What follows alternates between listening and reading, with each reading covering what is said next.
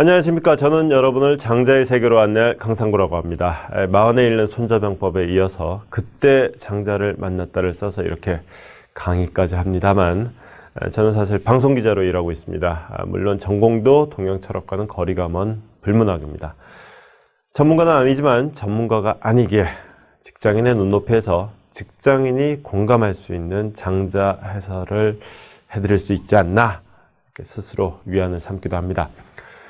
장자를 강의하려면 먼저 장자가 누구였는지를 말씀드려야 할 텐데, 불행히도 드릴 말씀이 별로 많지 않습니다. 알려진 게 거의 없거든요. 중국 전국시대 맹자와 동시대 인물이라고 되어 있긴 합니다만은, 어떤 사람은 장자가 과연 실존 인물이었냐, 이거조차도 의심하기도 합니다. 본명은 장주라고 합니다. 육어사상을 공자가 일으켜서 맹자가 완성한 것으로 알려져 있듯이, 도가사상은 노자가 일으켜서 장자가 완성한 것으로 흔히들 알려져 있습니다. 물론 이 대목은 살짝 논란이 있습니다. 사마천이 사기에서 일찍이 두 사람을 도가라는 한 묶음으로 엮은 이래로 상식처럼 되어 있지만, 막상 읽어보면 두 사람의 사상은 다른 부분이 굉장히 많습니다.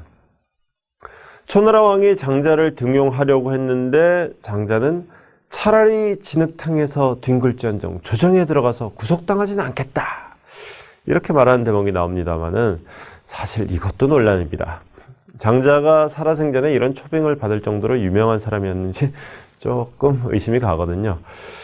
당대의 명재상이자 전국시대 논리학파라고 할 수 있는 명가의 대가이기도 했던 해시라는 사람이 있는데, 이 사람을 수시로 바보로 만들긴 합니다만은 실제로는 해시 식객이 아니었겠냐라는 분석도 있고요. 하나 분명하게 말씀드릴 수 있는 건 없는 게 바로 장자의 삶이긴 합니다. 분명한 거는 우리 앞에 장자라는 책이 있다는 거죠. 장자라는 책은 크게 내편, 외편, 자편, 이렇게 세 부분으로 구성됩니다. 내편만 장자가 직접 쓴 것으로 널리 받아들여지고, 외편, 자편은 대부분 제자들이 쓴 위작이라는데 전문가들의 의견 일치합니다. 자, 여러분, 장자 그러면은 무의자연을 보통 떠오르실 겁니다. 그리고 무의자연 그러면은 다 버리고 자연으로 돌아가라, 이런 뜻으로 들리죠. 자연으로 돌아가라 라는 말은 산속으로 들어가서 도 닦고 신선되라, 이런 말이 아닙니다. 본성을 되찾자, 이런 주장입니다. 나 자신의 본성을 되찾고 상대의 본성을 존중하자, 이런 말입니다. 억지로 상대를 바꾸려고 들지 않고 있는 그대로 상대를 인정하자, 이겁니다. 그러자면 내 시선을 바꿔야 됩니다. 내 자리만 옮긴다면, 여기서 여기로만 옮긴다면, 아니면 앞에서 뒤로만 옮긴다면, 머리카락만 뒤덮인 뒷모습 대신에 눈부시게 아름다운 앞모습도 볼 수 있습니다. 내 시선을 바꾸는 노력, 내 자리를 옮기는 수고, 그게 오해를 풀고 편견을 깨는 첫걸음 아니겠습니까? 그게 인정과 존중, 나아가 화해의 첫걸음입니다. 자연으로 돌아가라 라는 장자의 가르침은 산으로 들어가라는 말이 아니라 세상 속으로 들어가라는 말입니다. 저는 물론 여러분에게 장자를 직접 읽어보라고 권해드리고 싶은 입장입니다만은, 여러분이 아무런 사전 지식 없이 장자를 집어들었을 때 책을 끝까지 볼 수 있을 거라고 별로 기대하지 않습니다. 일단 두께가 만만치가 않아요. 한 500쪽 되거든요. 베개 삼기 좋습니다. 장자는 65,000자로 이루어진 방대한 저작입니다. 65,000자가 어느 정도냐면, 손자병법 아시죠? 손자병법은 6,300자밖에 안 됩니다. 10배죠. 논어는 16,000자입니다. 한 4배, 5배 되죠. 이 어마어마한 두께고, 알고 보면 재미있고 심오하지만 사전 지식 없이 신문 읽듯이 줄줄줄줄 읽어내려가면은 이게 구름 잡는 얘기인가 싶은 이야기들이라서 독자 입장에서는 화날 수도 있습니다. 글쎄 여러분은 워낙 뛰어난 분들이어서 처음 읽을 때도 줄줄 읽을 수 있을지 모르겠습니다. 저는 하여튼 무척 헤맸던 기억이 납니다. 일단 황당했거든요. 저는 제가 장자를 읽은 방법으로 여러분을 장자의 세계로 안내하려고 합니다. 일단 재미있는 얘기부터 하나씩 하나씩 보는 겁니다. 그리고 그 얘기에 담긴 뜻을 하나하나 곱씹어서 생각해 가다 보면 어느 순간 장자라는 큰 산에 한번 올라있는 자신을 발견할 수 있을 겁니다. 오늘은 첫 시간이니까 몸풀기 차원에서 가벼운 이야기 하나 들려드리겠습니다. 임금의 꿈에 어떤 사람이 머리를 풀고 나타나서 말했다. 제가 용왕님 심부름을 나왔다가 어부에게 붙잡혔습니다. 어부의 이름은 여차라고 합니다. 임금이 꿈에 섞게 주변에 수소문을 해봤더니 여차라는 어부가 실제로 있다고 해서 불러들였다. 너 어제 고기잡이 나갔다가 뭘 잡았느냐? 거북을 한 마리 잡았는데 등딱지가 유난히 컸습니다.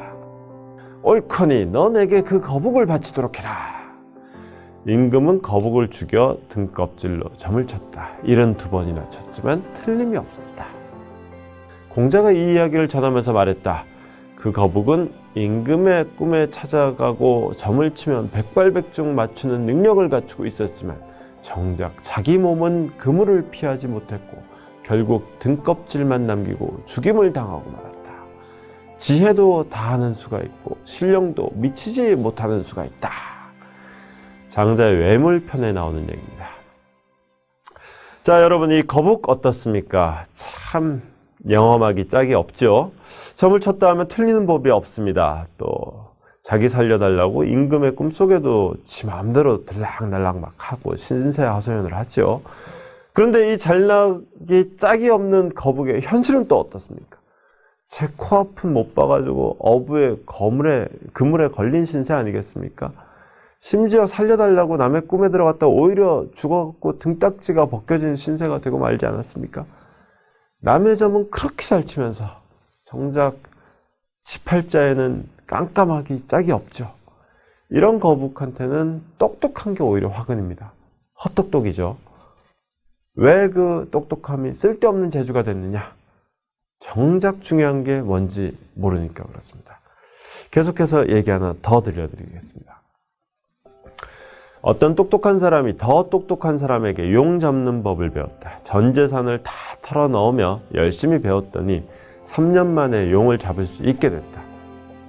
그러나 그 기술을 쓸 곳이 없었다. 여러 구편입니다.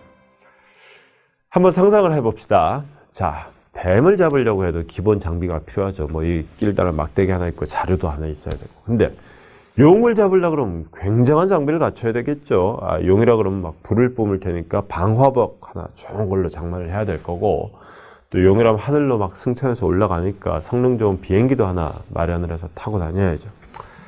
용의 비늘을 뚫고 들어가야 되니까 특수합금으로 된 칼 같은 거 또 한 자루 필요하지 않겠습니까? 이런 거 장만하고 나면 벌써 집안 거덜날 텐데 뭐 온 집안을 말아내 먹겠죠. 뭐 그렇게 투자해서 용 잡는 사업에 번창하면 좋은데 그게 그렇겠습니까?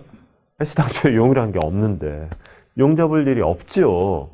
용 잡을 일이 없는데 돈 들여가면서 용 잡는 법을 배우는 게 헛수고죠. 헛돈 쓴 거죠. 전 재산 날린 거죠.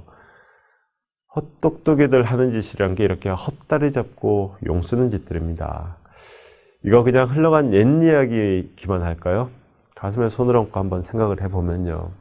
우리 하는 짓이란 게 딱 이 모양 아닙니까? 대한민국 남자들 사는 법을 한번 돌아보자고요. 직장에서는 유능한 직원이지만 집에 가면 무능한 남편이 되기 일쑤 아닙니까? 왜 그렇겠습니까?